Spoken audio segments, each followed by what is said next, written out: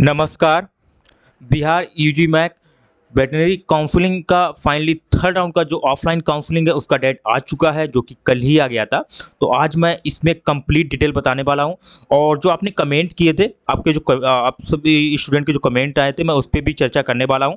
जैसा कि मैं बता दूं आपको, सबसे बड़ा जो आपका डाउट था कि सर जो 3 लाख का बॉन्ड है, तो जो बॉन्ड है क्या सभी कॉलेज में है, क्या है 3 लाख का जो बॉन्ड देना पड़ेगा, तो क्या उसका कंडीशन है, तो ये टोटल डिटेल उस पर बताऊंगा। साथ ही आपका जो सीट मैट्रिक आ गया उस पर भी चर्चा करूंगा, आपका रैंक कार्ड आ गया उस पर भी चर्चा करने वाला हूँ, आपका फ़ी के बारे में भी चर्चा करने वाला हूँ।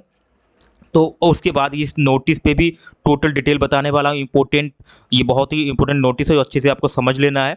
और फिर और आपका ये सीट जो यूजी मैक आईडी है, इस पे भी मैं कंप्लीट डिटेल में चर्चा करने वाला हूँ। जो आपका फिर से रिवाइज हुआ है, ये आपको ध्यान देना है, ये फिर से रिवाइज हुआ है। एक बार जैसे ही आप लोग का कमेंट आया था, सर ये यूजी मैक आईडी है जो बार बार रिपीट हो रहा है, ऐसा क्यों है? तो उसका वीडियो मैंने ऑलरेडी बना दिया था, जो कि हट उसको तो डिलीट कर दिया गया है, लेकिन फिर से ये रिवाइज हुआ है। तो बिना देरी करते हुए स्टार्ट करता हूँ। एक कमेंट और आया था मेरे पास कि सर प्रोस्पेक्टस हमको कैसे मिलेगा इसका, तो इस पे भी मैं आपको बताने वाला हूँ प्रोस्पेक्टस आपको कैसे डाउनलोड करना है, वहाँ से कैसे आप कंफर्म कर पाएंगे। तो वीडियो को लास्ट तक बिल्कुल देखिएगा।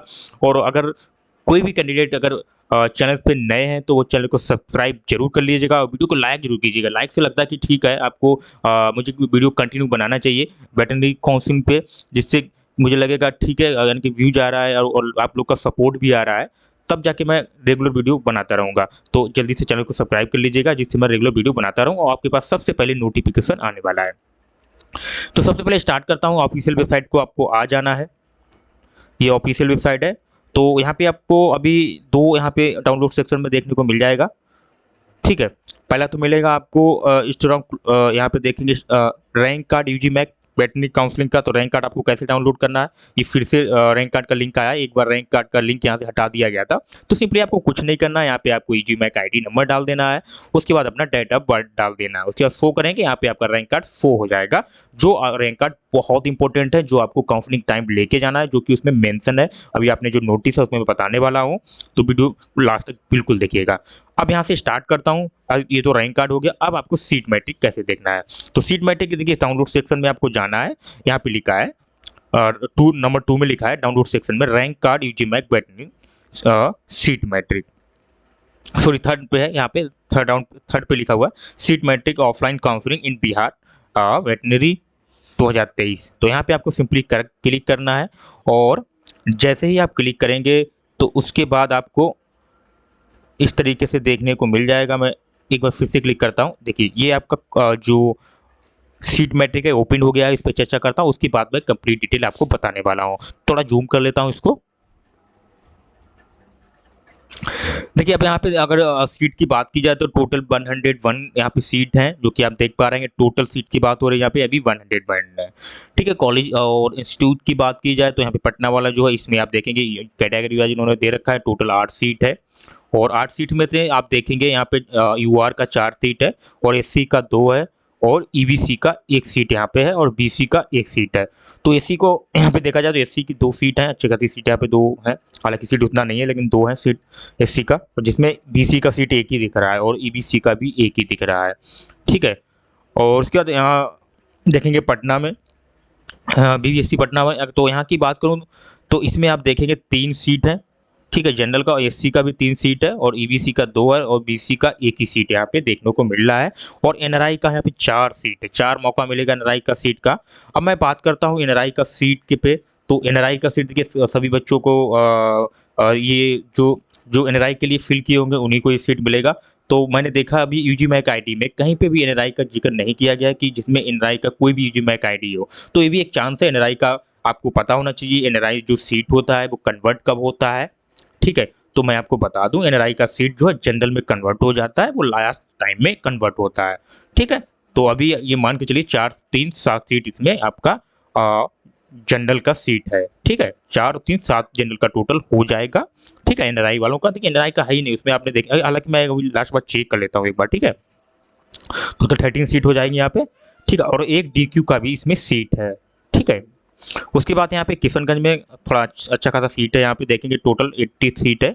ठीक है, और 32 यहाँ पे जनरल का है और एससी का 13 सीट है और 1 सीट एसटी का भी है इसमें, और 14 सीट ईबीसी का है, और 10 सीट बीसी का है, और 2 आरसीजी का है। ठीक है, और 8 सीट ईडब्ल्यूएस का भी है यहाँ पे, तो और 4 डीक्यू का भी है।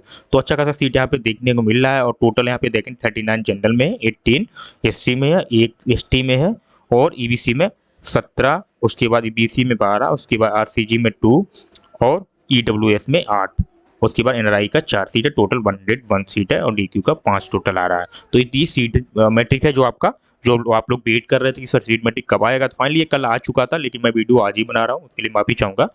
ठीक है, अब यहाँ पे देखिए, अब आपका बचता है नोटिस। ठीक है, जो नोटिस आया है ये वाला, इस पे मैं चर्चा करूंगा। उसके बाद मैं कंप्लीट डिटेल बताने वाला हूँ बॉन्ड पे। तो आप वीडियो को लास्ट तक जो 3 लाख का बॉन्ड है उस पर डिटेल में मैं बताने वाला हूँ। इस नोटिस की बात करूँ तो इसमें सिंपल लिखा हुआ है, कुछ ऐसा नहीं है इसमें, बस वही है। ठीक है, जो एलिजिबल, जो ऑल एलिजिबल जो कैंडिडेट हैं तो उनके लिए है, जो राउंड 3 काउंसलिंग में भाग लेना चाह रहे हैं ऑफलाइन, उनका जो काउंसलिंग होगा 30/10 को होगा। कहाँ होगा? IS भवन पटना में होगा। ठीक है, क्लियर हुआ।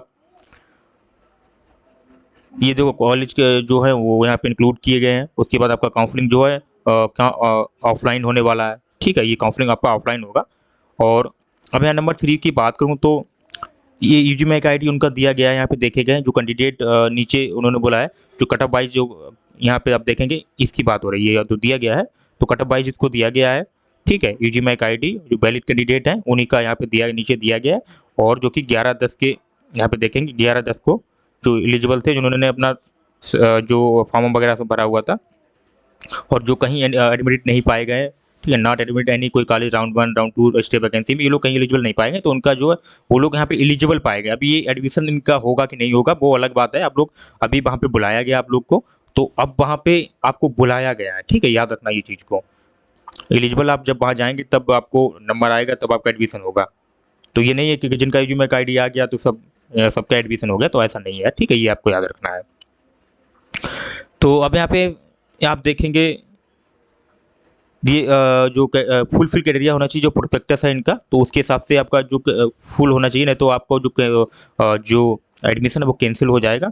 अगर आप बिहार का जो प्रोस्पेक्टस को इसके हिसाब से आप एलिजिबल नहीं होंगे, तो ये इसमें क्लियर मेंशन है इनका। ठीक है, और उसके बाद आपको देखिए रैंक कार्ड ले जाना है, अपना टोटल ओरिजिनल डॉक्यूमेंट लेके जाना है, नहीं तो आप कंसीडर नहीं किए जाएंगे। ठीक है, तो भी आप वहाँ पे कंसीडर नहीं किए जाएंगे। ठीक है, ये आपको ध्यान रखना है। फी स्ट्रक्चर देखिए उन्होंने बोल रहा है कि ऑफिशियल वेबसाइट पे फी स्ट्रक्चर आपका दे चुका है, लेकिन अभी तक आपने देखा होगा नहीं दिया गया है।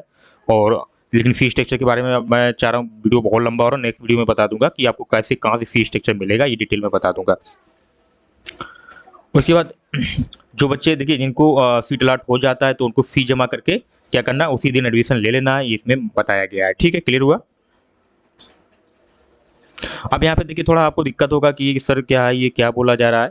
तो इसमें सिंपल सा है कि जो बच्चे जनरल कैटेगरी के हैं तो उनको जनरल का सीट मिलेगा। जो रिजर्व कैटेगरी के स्टूडेंट है तो उनको क्या बोला गया है कि जैसे कि आपका बीसी में है, ठीक है, तो आपको जो बच्चों का मार्क्स ज़्यादा होता है ना वो जनरल में भी सीट मिल जाता है, तो उनको उनका भी सीट वहाँ पे भी खुला है, तो वो वहाँ पे भी सीट उनको मिल जाएगा। तो आपको जाना कि आपको जो यूजी मैक आई डी दिया गया उसी दिन आपको जाना है। ठीक है, ऐसा नहीं है कि आप नेक्स्ट डे जाइएगा, आपको 2 जगह दिया होगा नेक्स्ट डे भी और 30 को भी 31 को भी। तो आपको जो डेट दिया गया उस दिन को आपको जाना है वहाँ पे काउंसलिंग, ऑफलाइन काउंसलिंग के लिए IS भवन पटना में जाना है।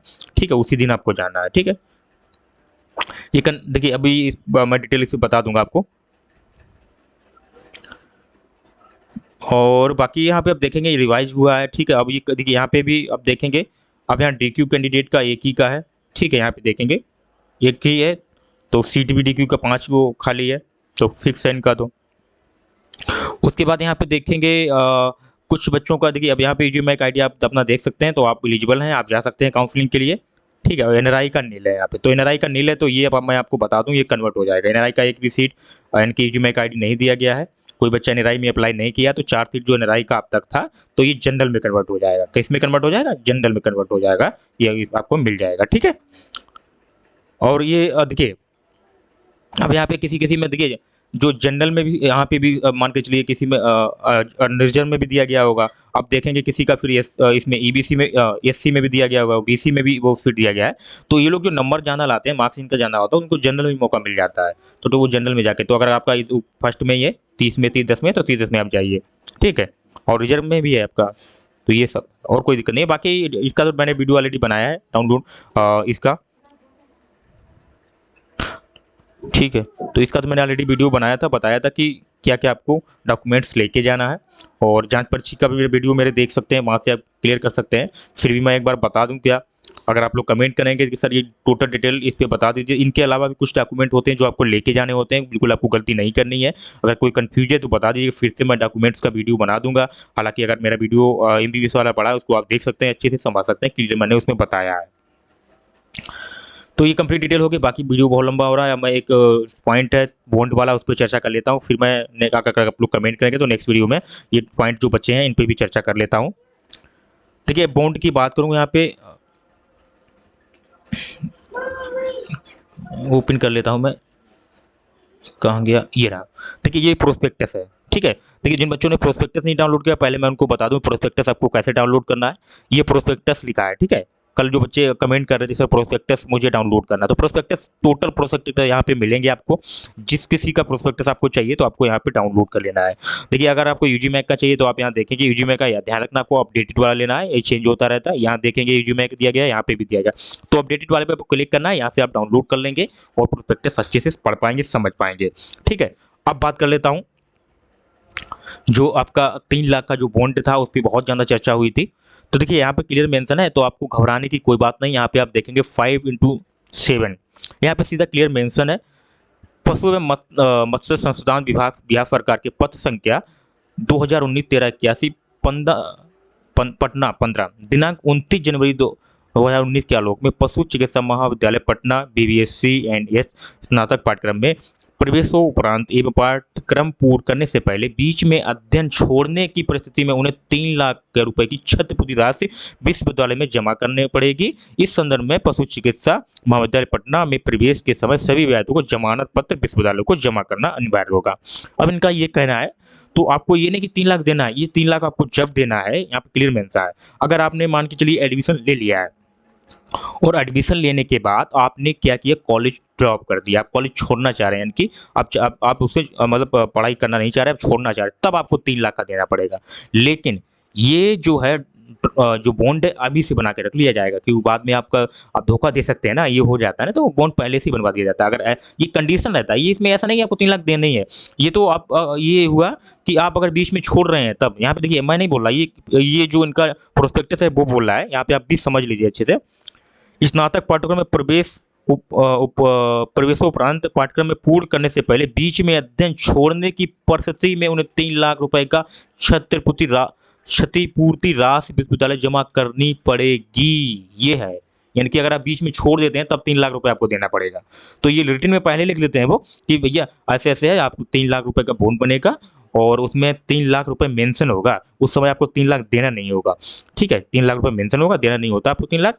और बाई चांस कोई कॉलेज अगर ऐसा करता है तो अलग बात है कि वो बाद में आपका रिटर्न कर दे, रिफंड कर दे, ठीक है, 3 लाख पहले से जमा कर दिए, वो अलग बात है। लेकिन मेरा जहाँ मानना जो प्रोस्पेक्टस का कहना है, प्रोस्पेक्टस में इसमें सीधा मेंशन है कि अगर आप बीच में छोड़ देते हैं, कॉलेज को ड्रॉप करते हैं, तब आपको 3 लाख रुपए वहाँ पे पे करना होगा, तब आपकी जमानत होगी वहाँ से, ठीक है।